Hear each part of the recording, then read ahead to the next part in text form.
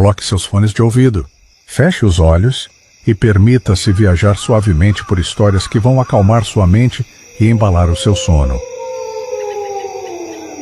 Essa história aconteceu quando eu era bem jovem. Onde eu morava, a gente ficava até tarde no terreiro de casa, ouvindo histórias de assombração. Era tudo coisa que tinha acontecido mesmo com meus pais, meus avós e até com os vizinhos. Quando eles chegavam, a conversa só aumentava. A resenha ia longe, muitas vezes até meia-noite, e eu, pequena, ficava morrendo de medo. Ia dormir toda tremendo. Eu morei por muitos anos na zona rural de Brejo Santo. Só saí de lá por falta de emprego. Hoje sou casada, tenho 3 filhos e moro em Fortaleza, onde trabalho como cozinheira numa casa de reclusão para jovens. Mas naquela época, as coisas eram difíceis. Meu pai saía de madrugada para trabalhar na roça, cortando lenha, arando a terra. Minha mãe fazia de tudo para garantir comida, criava galinha, vendia ovo. Eu devia ter uns 10 anos quando isso aconteceu. Tenho 2 irmãos mais novos, um de 7 e outro de 5. A gente parecia uma escadinha, e eu, sendo a mais velha, era muito inocente. E foi por causa disso que coloquei a vida de nós 3 em risco. Nesse dia, fomos para a casa de uma tia.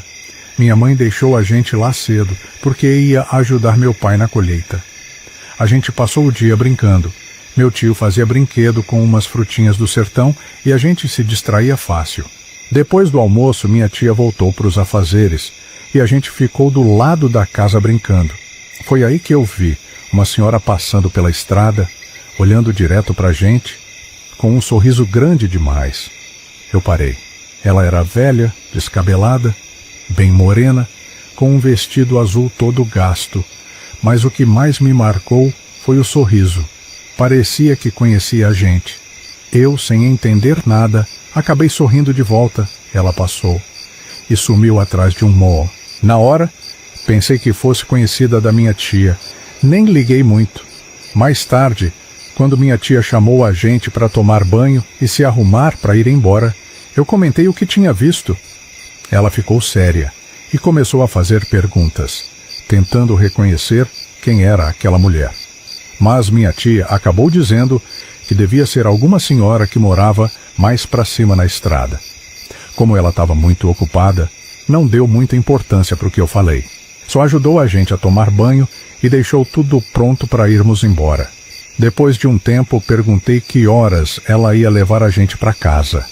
Ela disse que ainda estava cheia de coisa para fazer e que ia esperar meu tio chegar para levar nós. Não sei de onde tirei aquela ideia, mas disse que podia ir sozinha com meus irmãos, porque já conhecia o caminho.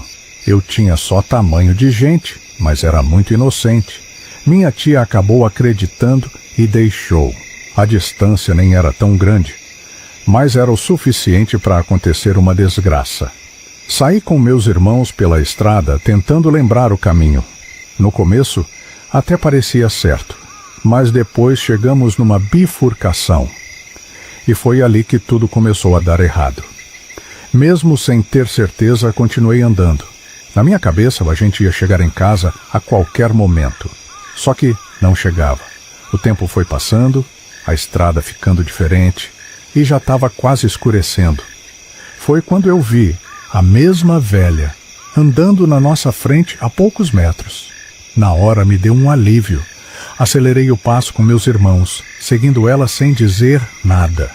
E foi assim por um bom tempo, até que ela entrou no mato, na beira da estrada. E eu fui atrás. A gente entrou mata dentro e eu só pensava, meu Deus, para onde essa mulher está indo? Mas na minha cabeça, se eu seguisse ela, a gente chegava em casa. Enquanto isso, meus pais já estavam desesperados, procurando a gente pelas estradas e pelos matos, até que chegamos num ponto mais fechado da mata. A velha parou. E a gente também. Ela virou para mim e perguntou, é você quem está cuidando desses meninos? Nessa hora, ela já não estava mais sorrindo, e foi aí que o medo bateu de verdade. Eu senti que tinha alguma coisa errada, que ela queria fazer mal com a gente. Mesmo tremendo, respondi, quem está cuidando deles é Deus. Quando falei isso, ela deu uma risada tão feia mas tão feia, que eu tremi todinha. Foi nesse exato momento que ouvi meu pai gritando nosso nome no meio do mato. Eu gritei de volta, olhei na direção da voz dele, e quando virei de novo para a velha, ela não estava mais lá. Sumiu, como se nunca tivesse existido. Saímos correndo na direção do meu pai, que estava do outro lado do mato. Ele levou a gente para casa, são e salvo. Naquela noite eu chorei tanto, mas tanto, que nem consegui dormir direito. Meu irmão do meio veio falar comigo e perguntou: "Tu também viu uma coisa naquela velha?" Eu disse que não. E perguntei o que foi. Ele me respondeu que enquanto eu falava com ela, ele percebeu que a velha tinha pés de galinha, com unhas grandes, e que quando ouviu a voz do nosso pai, viu ela se virar, dar um pulo e sumir no meio do mato. Aquilo me deu ainda mais medo. Mandei ele rezar e esquecer aquilo. No outro dia, minha tia foi lá em casa e disse que não era nenhuma senhora conhecida. Era outra coisa. Anos depois, já mais velhos, a gente voltou a falar sobre aquele dia. E chegamos à conclusão de que quem viu a verdadeira forma da velha foi meu irmão, porque para mim e para o mais novo, ela parecia uma pessoa normal. Até hoje a gente nunca soube o que era aquilo, e nunca mais ficamos sozinhos daquele jeito. E eu evito até hoje lugar com mato, porque vai saber se aquela velha de pés de galinha não resolve aparecer de novo, para terminar o que começou naquela noite.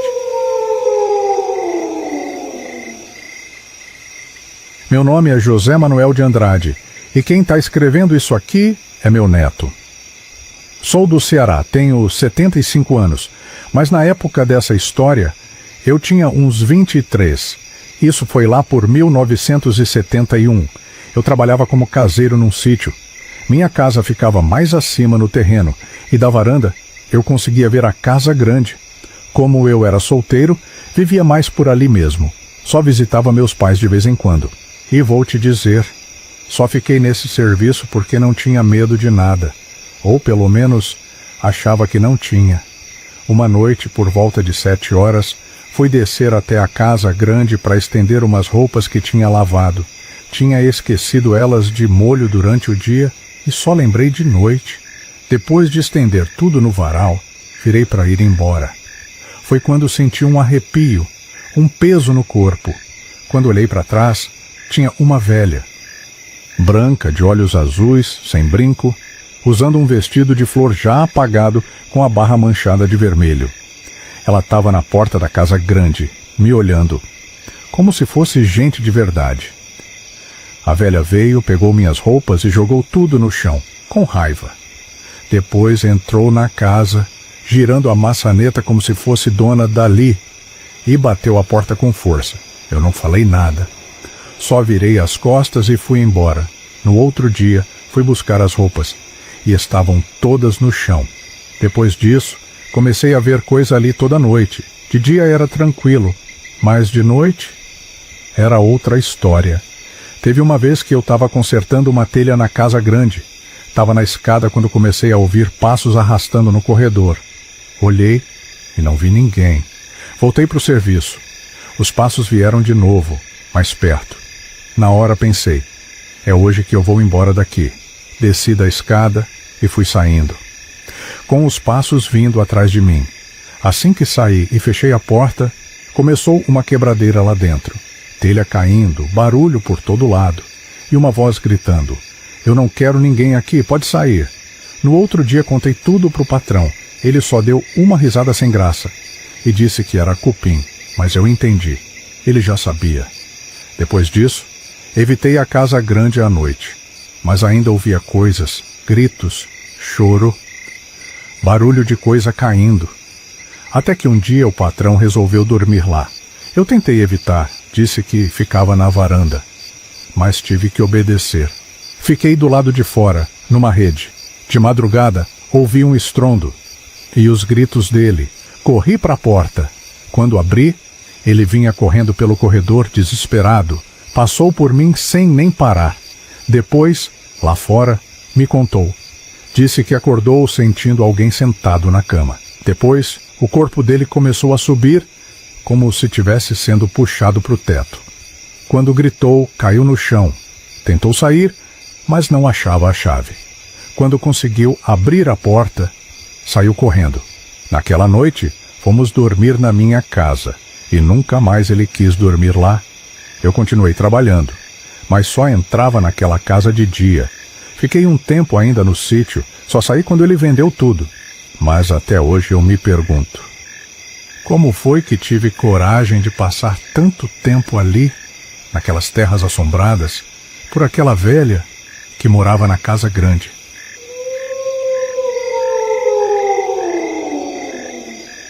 Eu sou neto de Dona Bem-vinda e vou contar o que aconteceu com ela lá para as bandas de Araponga, em Minas Gerais, no começo dos anos 70. Minha avó era uma mulher de fibra, não se entregava para medo besta e vivia dizendo que esse negócio de alma penada e lobisomem era conversa de quem não tinha o que fazer. Ela falava direto: eu nunca vi cor de alma, nem couro de lobisomem. Para ela, só acreditava vendo, ou pegando no rastro do bicho. Numa época teve uma novena na igreja da vila. 3 moças que moravam numa fazenda mais distante vieram rezar. Quando terminou já era noite, umas 7, 8 horas. A escuridão já tinha tomado conta da estrada. Minha avó resolveu acompanhar as meninas de volta para não deixá-las sozinhas.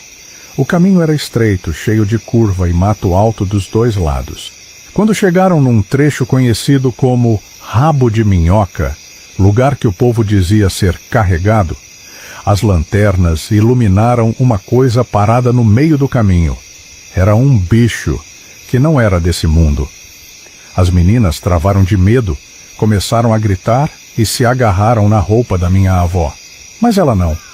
Empurrou as 3 e disse: parem de bobagem. Quem já viu bicho comer gente? Vamos embora. Foram se aproximando. A criatura estava escorada numa pedra grande. Era toda cabeluda, com os olhos brilhando no escuro feito brasa. Para passar, tinham que chegar bem perto. Minha avó parou na frente do bicho e ainda disse: se eu fosse homem e tivesse com minha faca aqui, eu abria tu no meio. Aí o bicho reagiu. Começou a bater umas orelhas enormes com força, fazendo um barulho medonho. O queixo batia, os dentes estalavam como motor velho de trator. Mesmo assim, minha avó ficou encarando. As meninas já estavam no chão chorando. Foi quando ela puxou o terço do pescoço, enrolou na mão e começou a rezar alto. Na primeira palavra, o bicho parou. Parecia que a reza queimava ele. Não aguentou.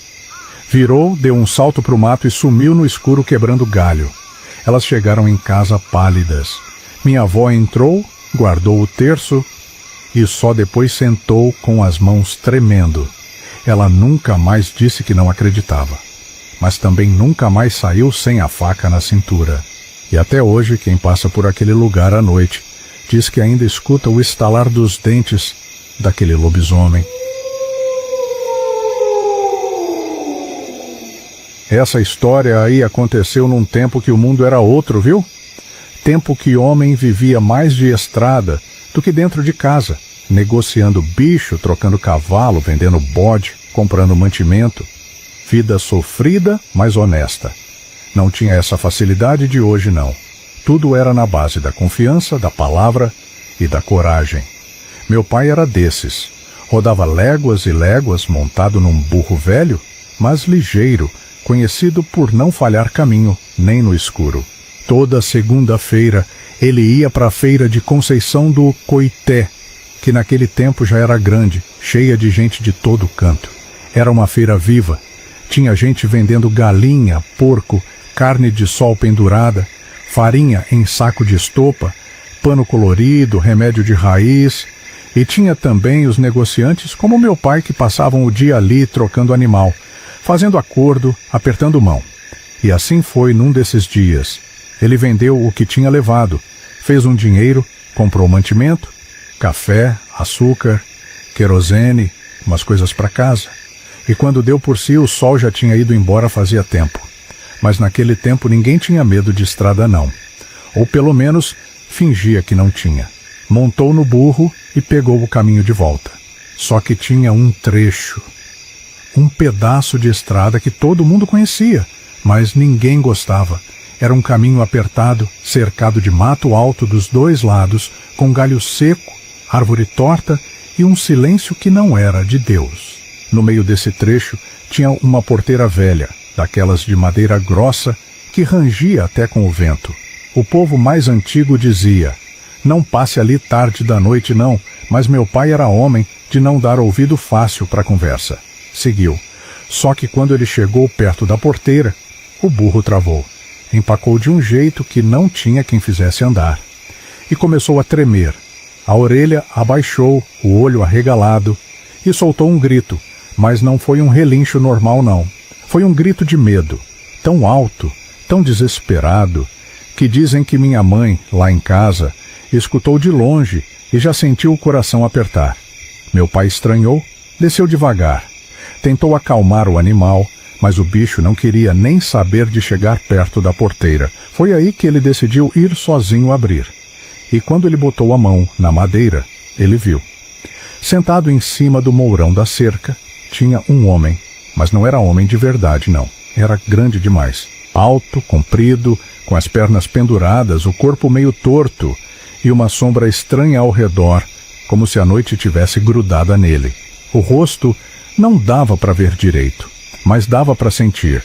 Sentir que não era coisa viva. Meu pai travou na hora. O vento parou. O mato ficou quieto, e aquele homem ficou só olhando, sem piscar, sem respirar. Meu pai, mesmo com o corpo gelado, criou coragem e tentou abrir a porteira. Quando puxou, a coisa empurrou de volta, com força, uma força que não era de gente. E aí ficou claro, aquilo não queria deixar ele passar.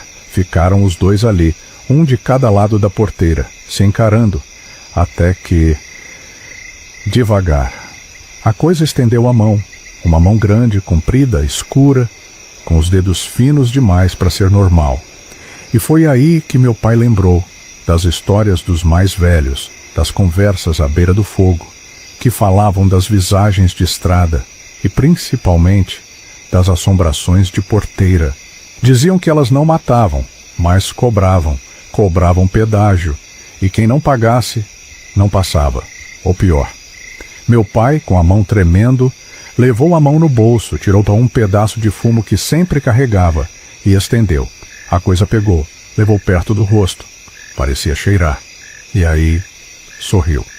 Um sorriso que meu pai disse que nunca esqueceu. Não era sorriso de alegria, era de quem reconheceu algo, de quem aceitou. E no mesmo instante, sumiu. Não foi andando não, foi como fumaça levada pelo vento. Desapareceu. E na mesma hora, a porteira abriu, sozinha, sem barulho, sem força. Meu pai nem pensou duas vezes. Correu pro burro, montou de um pulo só e seguiu. E o bicho, que antes não queria andar de jeito nenhum, saiu disparado, como se tivesse fugindo de alguma coisa. Ele só foi parar quando chegou em casa, suado, pálido, sem conseguir falar direito. E naquela noite, ele não dormiu. Ficou sentado, olhando para o nada. Só depois de muito tempo foi que ele contou. E disse uma coisa que ficou na cabeça de todo mundo. Aquilo ali não queria me fazer mal. Não. Só queria saber se eu conhecia as regras. E desde aquele dia, meu pai nunca mais passou por aquela porteira de noite. E nem precisava. Porque depois disso, ninguém mais passava. Havia um homem que morava com a esposa numa casa de madeira muito bonita, toda rodeada por plantação de café e milho. Era uma terra grande, um lugar bonito, mas meio parado no tempo. E por ser bem afastado, eu acabei tendo que dormir por lá. Cheguei numa segunda-feira, perto do meio-dia, e fui recebido com um café coado na hora e um pão de queijo bom demais. A gente conversou um pouco, e ele me levou para conhecer a plantação. Pediu para eu dar uma olhada no solo perto da cerca do fundo, porque nada estava crescendo ali, e ele queria entender o motivo. No caminho, reparei num espantalho, Ele estava virado de frente para a estrada e de costas para a plantação, o que já achei estranho. Era bem simples: calça jeans velha, camisa xadrez e um saco de estopa no lugar da cabeça, com uns olhos desenhados de carvão. Não tinha boca nem nada, só os olhos, mas tinha um negócio nele, desconfortável. Sei lá, parecia mal feito, mas ao mesmo tempo dava a sensação de que estava olhando para alguma coisa. Era esquisito demais. Enfim, fiz meu trabalho, coletei as amostras e voltei para a casa do sítio.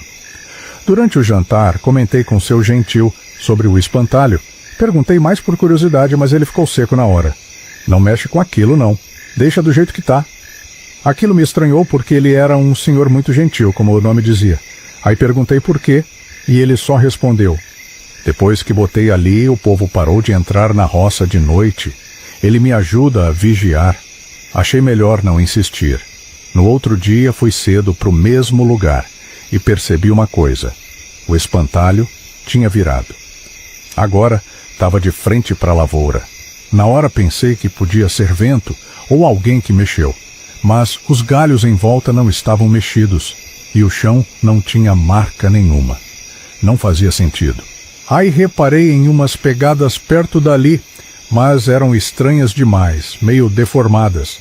Na hora, até pensei que estava ficando doido. O dia passou e, quando chegou a noite, eu estava no quarto me preparando para dormir, quando comecei a ouvir barulho vindo do milharal. Parecia alguém andando. Pensei que fosse bicho. Fui olhar pela janela e vi uma coisa que nunca vou esquecer. Vi a silhueta do espantalho, só que ele não estava onde devia estar. Estava mais perto da cerca, como se estivesse andando. Fiquei parado olhando e vi aquilo se mexendo, andando como gente. Todo torto, desengonçado, um negócio horrível. O medo foi tanto que voltei para a cama, mas não dormi nada uma noite inteira. De manhã, ele estava lá de novo, no mesmo lugar de sempre, parado. Eu fiquei sem acreditar. Naquele mesmo dia, fiz meu relatório técnico e na hora do almoço puxei assunto de novo, só que com Dona Maria, esposa de seu gentil, que era a mais faladeira. Perguntei do espantalho e foi aí que ela me contou. Disse que uns 30 anos atrás, seu gentil encontrou aquele espantalho jogado na beira da estrada numa pescaria com os amigos e resolveu trazer para casa. Ela disse que ele não gostava de falar sobre aquilo, então ela nunca perguntava muito, mas tinha certeza que tinha algo errado. Segundo ela, o espantalho nunca fez mal a eles, mas toda vez que alguém tentava invadir o sítio para roubar, era encontrado morto por perto, e sempre de um jeito estranho. Os corpos apareciam com os sacos de mantimento roubado do lado. Depois de vários casos, o povo da região ficou com medo e nunca mais apareceu ninguém para roubar. Começaram a dizer que a fazenda era assombrada e que o espantalho era o motivo. Ela disse também que os trabalhadores do sítio viviam assustados, que o espantalho parecia atormentar eles. Mas com ela e com o marido, nunca fez nada. E aí veio o pior. Ela contou que seu gentil dizia que o espantalho falava com ele, que às vezes ele ia lá, acendia a vela e deixava comida que, segundo ele, o próprio espantalho pedia. Ela nunca questionava. Disse que ele ficava bravo. Eu ouvi tudo aquilo pálido, sem saber nem o que dizer. Só pensava numa coisa: ir embora. Passei o resto do dia contando as horas para minha carona chegar. E graças a Deus fui embora e nunca mais precisei voltar. Ah, e sobre o solo, era só falta de adubo mesmo. Resolvia fácil. Mas sinceramente, aquilo lá não era só terra ruim, não.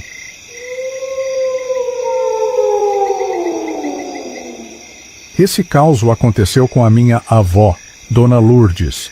Quando ela tinha 16 anos, se apaixonou por um rapaz chamado Amaro, numa cidadezinha do interior de Goiás, lá pelos anos 60. Ela dizia que ele tinha os olhos mais bonitos que já tinha visto e um jeito que fazia qualquer menina esquecer do mundo. O problema é que Amaro não prestava. Era envolvido com gente errada, bebia demais. e naquela época estava sendo procurado por participar do roubo de dezenas de bois de uma fazenda grande da região. Foi um escândalo. Diziam que ele ganhou muito dinheiro com isso. Antes de ser preso, ele sumiu da cidade. E minha avó foi junto. Largou tudo por amor.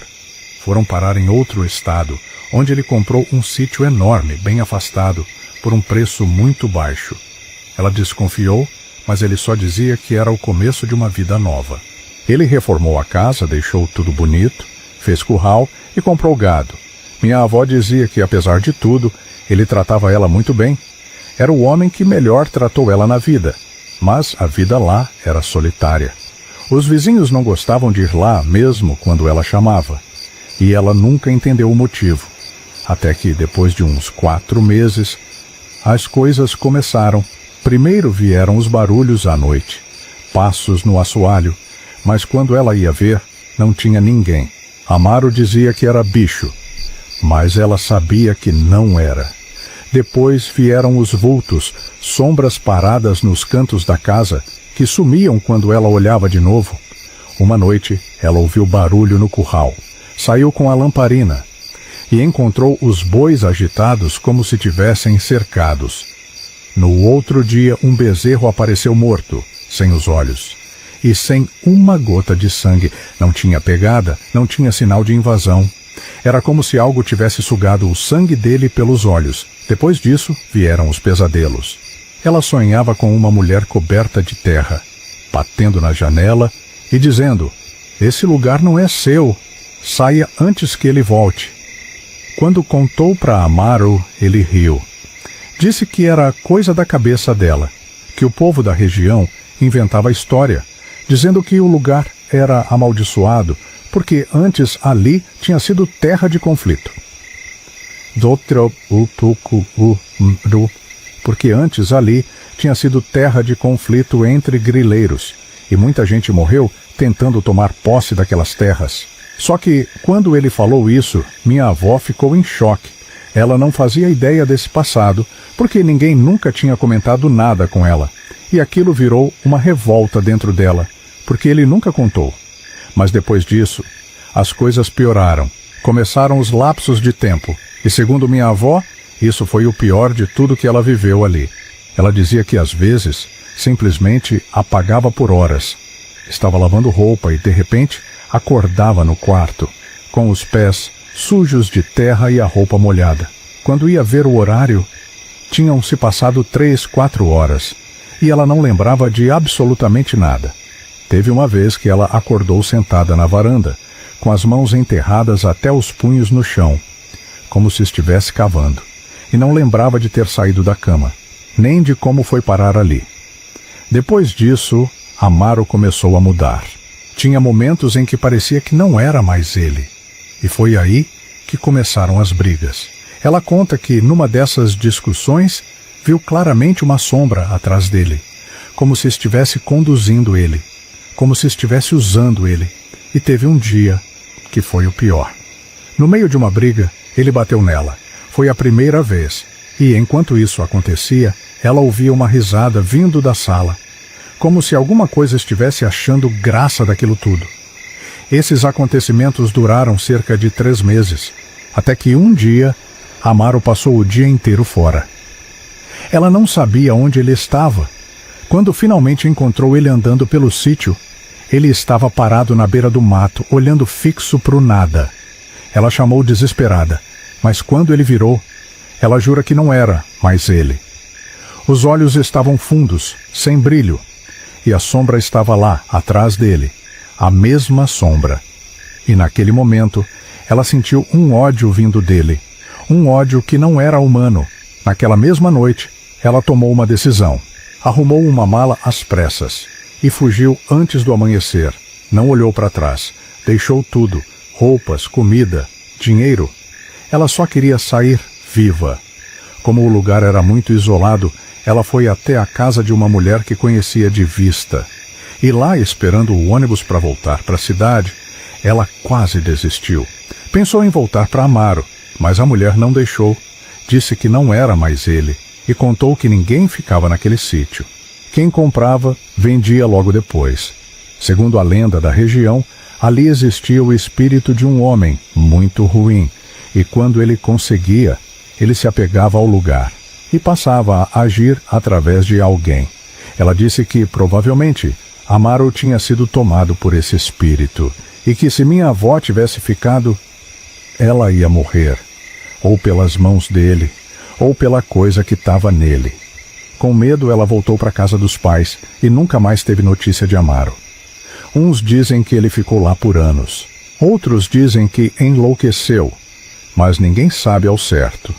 Hoje minha avó mora comigo. Já é idosa, mas lúcida. Só que quando falam de Amaro, ela se cala. Não gosta de tocar no assunto. E eu sinto que ela nunca esqueceu ele. Isso aqui eu nunca esqueci na minha vida. Não, e vou te contar do jeito que aconteceu mesmo, do jeitinho que meu pai contou, só que com os detalhes que a gente foi juntando depois. Porque quanto mais o tempo passava, mais coisa estranha a gente lembrava daquele sítio. Eu me chamo Isabel, e isso aconteceu lá no interior da Paraíba, numa época em que a gente ainda tinha um sítio numa cidade vizinha. Era um lugar bem afastado, viu?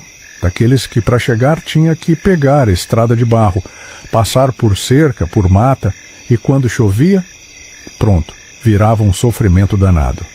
Meu pai sempre foi um homem trabalhador, desses que não tem medo de nada. Mas mesmo assim ele não dava conta de ir todo dia no sítio, então tinha um rapaz lá da região, que eu vou chamar de José, que ajudava ele. Era quem olhava os bichos, via as plantas, essas coisas. Só que teve um dia diferente. Meu pai resolveu ir sozinho. Ele saiu cedo, fez tudo o que tinha para fazer. Deu comida para os animais, limpou o terreiro, ajeitou umas coisas na casa, viu a água da cisterna, aquele serviço de sempre. Só que acabou ficando mais tarde do que ele esperava. E como já estava escurecendo, ele decidiu dormir por lá mesmo. E aí começa. A casa do sítio era simples, mas ajeitada. Tinha uma varanda grande na frente, e dentro era fresco. E no quarto, ao invés de cama, meu pai armava uma rede. Coisa bem comum por aqui, né? Ele disse que jantou de leve, apagou as luzes e se deitou. No começo, tudo normal. Só o silêncio do mato, aquele barulho de grilo, de vento passando nas folhas. Nada demais. Até que ele começou a cochilar. E foi aí que aconteceu a primeira coisa. Ele sentiu como se alguma coisa tivesse passado por baixo da rede. Mas não foi um vento, não. Foi como se tivesse encostado mesmo, mexido na rede de leve, daquele jeito que faz a gente acordar na hora. Ele abriu os olhos, meio assustado, mas tentou manter a calma. Pensou logo. É José. Entrou aqui sem avisar. Chamou. Ô José. Silêncio. Chamou de novo. Nada. Ele levantou da rede, olhou a casa toda. Porta trancada, tudo no lugar. Não tinha ninguém. Aí ele coçou a cabeça e pensou que podia ter sido impressão. Voltou para a rede. Mas aí, meu amigo, não demorou nem 5 minutos. Aconteceu de novo. Só que dessa vez foi mais forte. A rede deu uma mexida mais clara, como se alguma coisa tivesse passado por baixo, indo de um lado para o outro. E foi aí que ele travou. Porque dessa vez ele teve certeza. Tinha alguma coisa ali. Ele ficou quieto, só ouvindo, e começou a perceber outra coisa, um barulho leve, no chão, como se alguém estivesse andando descalço dentro da casa, passos bem suaves, arrastados. Ele disse que o coração começou a bater forte, mas mesmo assim criou coragem e levantou de novo, saiu olhando tudo, nada. Mas quando ele voltou para o quarto, a rede ainda estava balançando, sozinha, como se alguém tivesse acabado de mexer nela. Nessa hora, ele já não estava mais achando normal não. Mas o mais estranho foi o que veio depois. Ele decidiu deitar de novo, só que dessa vez ficou acordado, só observando. E aí ele percebeu uma coisa que arrepiou ele de verdade. A rede não estava sendo mexida por baixo do corpo dele. Estava sendo mexida lá na ponta, no punho, como se alguém tivesse puxando de leve, quase desarmando ela do gancho.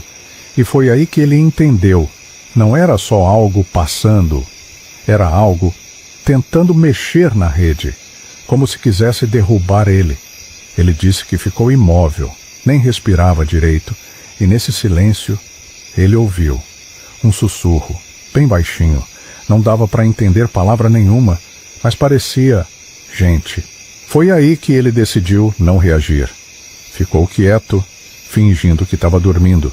Depois de um tempo, que ele disse que parecia uma eternidade, tudo parou. Silêncio total. Nem passo, nem rede, nem nada. E assim ele passou o resto da noite, acordado, esperando o amanhecer. Só que não acabou aí não. Quando o dia clareou, ele levantou e foi olhar a casa. E aí veio o detalhe que ele só contou depois. No chão do quarto tinha marca. Mas não era pegada normal não. Era como se fosse marca de mão. Várias. Como se alguém tivesse se apoiado no chão, andando com as mãos.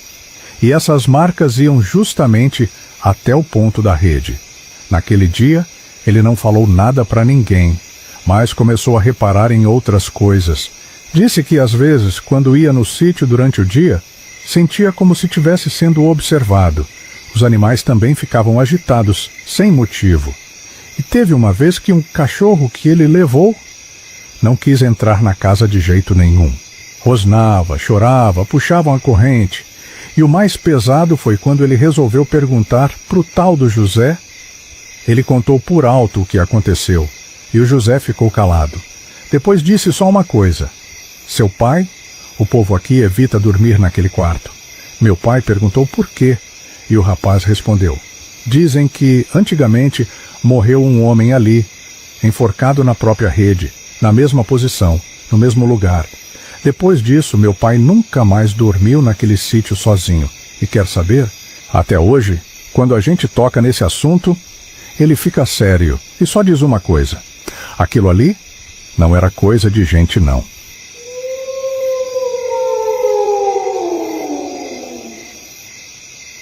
Isso aconteceu já tem muitos e muitos anos. Tempo que o mundo era mais calado e o mato parecia ter mais dono do que gente. Quem me contou foi uma velha chamada Dona Lourdes. Já estava bem de idade quando abriu a boca para falar disso, e mesmo assim, tremia. Não era medo do que ia acontecer, era medo do que já tinha acontecido. Ela dizia que, quando era moça nova, se perdeu de amor por um cabra chamado Genivaldo. E olhe, ela falava dele de um jeito que até dava para entender. Homem bonito, de fala mansa, olho que brilhava, mas por dentro carregava coisa errada. Naquele tempo, o nome dele já era sujo, estava metido em roubo de gado, desses grandes mesmo. Fazenda rica sendo desfalcada, boiada sumindo de noite, e o povo cochichando. Diziam que ele ganhou dinheiro que só vendo, mas dinheiro de pecado, meu filho. Nunca vem limpo. Antes que a polícia pegasse, o homem sumiu, e a menina foi atrás. Largou pai, mãe, casa, tudo. Foi com ele só com a coragem e a inocência. Os dois foram parar num canto esquecido do mundo. Um sítio grande demais para custar o que custava. Barato. Barato daquele jeito que a gente olha e já sente o arrepio na nuca. Ela até perguntou. Genivaldo, isso aqui não tá certo não.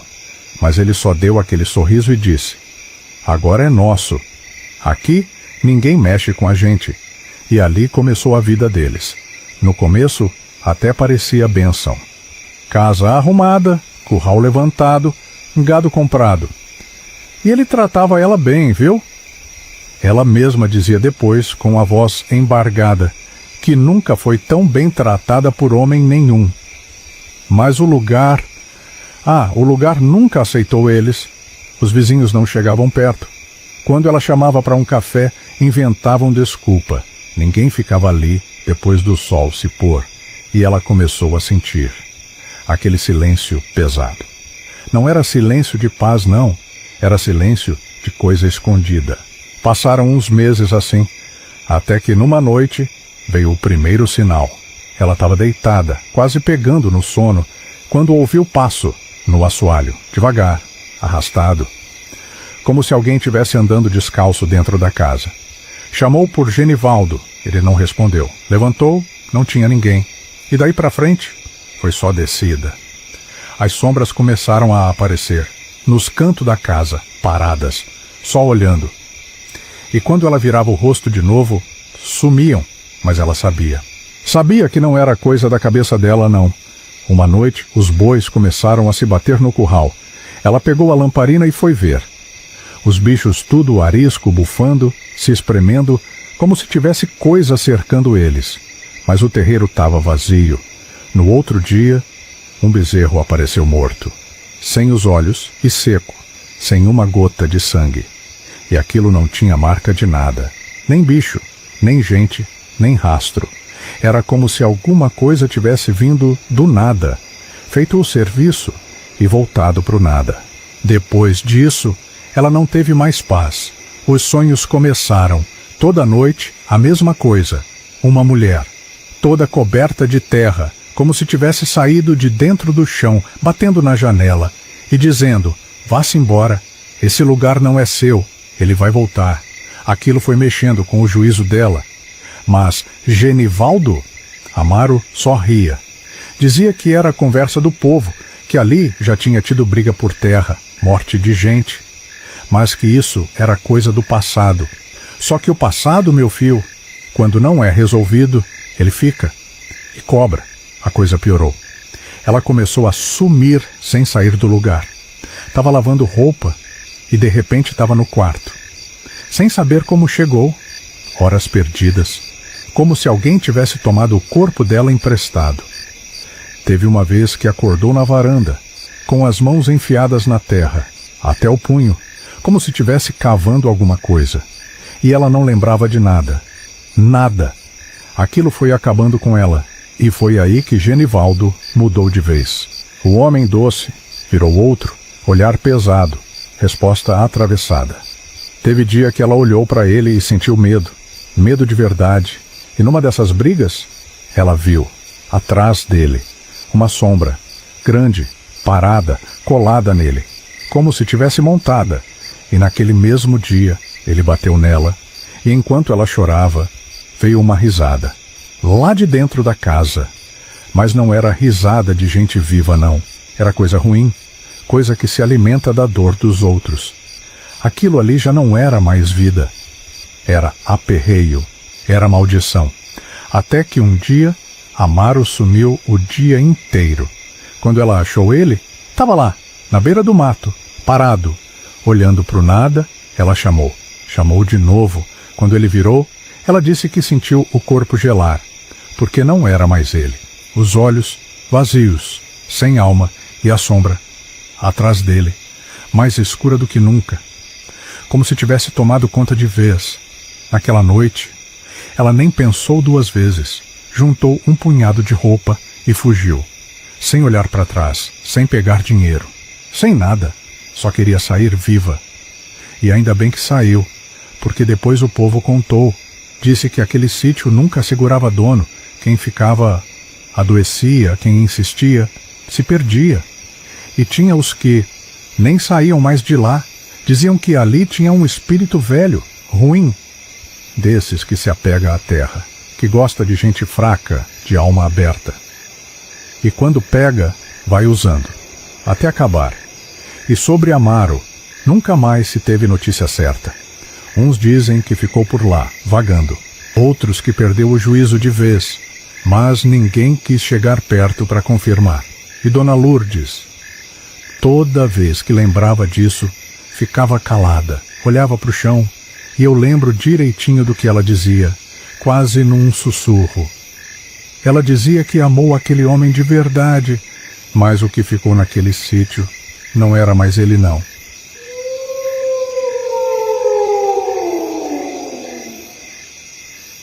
Esse relato eu ouvi de um senhor que conheci recentemente.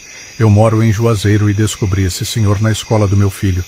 Ele passa todos os dias vendendo bananas, e eu sempre aproveito para comprar algumas. Teve um dia que eu precisei esperar na escola por uma reunião que só ia acontecer uns 40 minutos depois do início da aula. Aí resolvi ficar por ali mesmo. Foi nessa hora que esse senhor chegou vendendo as bananas. A gente começou a conversar e ele me contou que morava num pequeno município chamado Boa Vista. Disse que lá existia uma lenda muito assustadora. A conversa começou falando sobre a vida no sertão, sobre como o povo envelhece com mais vigor. Mas depois disso, o homem não parou mais de falar.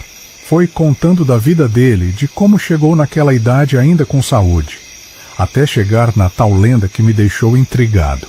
Segundo ele, há muito tempo atrás, um padre prendeu uma entidade numa pedra e colocou correntes para manter aquilo ali. Enquanto as correntes durassem, a coisa não sairia para fazer mal a ninguém, mas quando o ferro enferrujasse e se partisse, a criatura estaria livre. O povo que passava pelo lugar dizia que ouvia barulhos estranhos à noite, correntes arrastando, gritos. Depois da meia-noite, alguns diziam ver uma figura que atacava quem estivesse pela rua. E o mais estranho, quando abriam a janela para olhar, não tinha ninguém.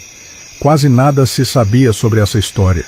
Nem o motivo do padre ter feito aquilo, nem de onde a coisa veio. O próprio senhor disse que, quando era mais novo, já foi várias vezes até a pedra e nunca viu corrente nenhuma. Mas havia uma marca. Uma mancha na pedra, em forma de cruz, cortando ela inteira. O povo dizia que aquilo era sinal de que a criatura já tinha se libertado e que estava solta por ali. Os moradores mais antigos contavam que, em noites de lua cheia, ouviam gritos horríveis e passos nas estradas. Durante o dia era tranquilo, mas à noite ninguém se arriscava. Ele contou que visitava uns primos que moravam perto da tal pedra. O pai deles, que era tio dele, jurava que já tinha visto a entidade. Disse que uma vez estava sentado do lado de fora de casa, fumando um cigarro de palha, quando olhou para o lado do serrote e viu uma luz. Parecia fogo descendo pela estrada. Num piscar de olhos, aquilo já estava perto demais. Ele largou o cigarro e correu para dentro de casa, porque ninguém é doido de esperar uma coisa dessas passar. E tinha regra. Na semana de lua cheia, todo mundo entrava cedo para dentro de casa. Ninguém ficava do lado de fora. O povo dizia que se alguém dormisse muito perto da porta, a coisa podia esticar o braço, alcançar e sugar o sangue. Por isso, todo mundo media 7 palmos da porta, 7 da janela, e armava rede ou cama bem afastado. Diziam que nessa distância ela não alcançava. Mas se a pessoa estivesse na rua na hora que a criatura passasse, aí era o fim. Ela pegava e arrastava até a pedra, aos gritos. Eu fiquei fascinado com aquela história. Nem vi o tempo passar. Quase perdi a reunião. Fiquei ali só fazendo pergunta, querendo saber tudo. Perguntei como estavam as coisas hoje lá. Foi quando ele contou que, com o tempo, tudo foi se acalmando. A última história que ele ouviu foi de uma sobrinha que falou de uma senhora que viveu na época em que a corrente ainda existia. Essa senhora dizia que, em certos períodos, dava para ver um esqueleto acorrentado na pedra. Às vezes não via nada, só a corrente. Mas um dia, anos depois, ela ouviu um estrondo durante a noite. No dia seguinte, quando foi cortar lenha, a corrente não estava mais lá. Só a mancha de ferrugem na pedra. Depois disso, começaram os barulhos. Correntes arrastando, gritos na madrugada. Sempre na lua cheia. Até que, numa noite, ela olhou pela fresta da janela e viu. Era uma velha, vestida em trapos, com correntes pesadas, arrastando pelo chão. As mãos tinham garras negras, afiadas, e ela parecia sofrer. De repente, tudo ficou em silêncio, e a figura desapareceu. Depois disso, a senhora rezou vários terços, acendeu velas na estrada, e nunca mais ouviu nada. Pelo menos ali. Nunca mais apareceu. Quando cheguei em casa, escrevi tudo para não esquecer, e até hoje fico pensando quantas histórias como essa ainda existem nesse Ceará assombrado.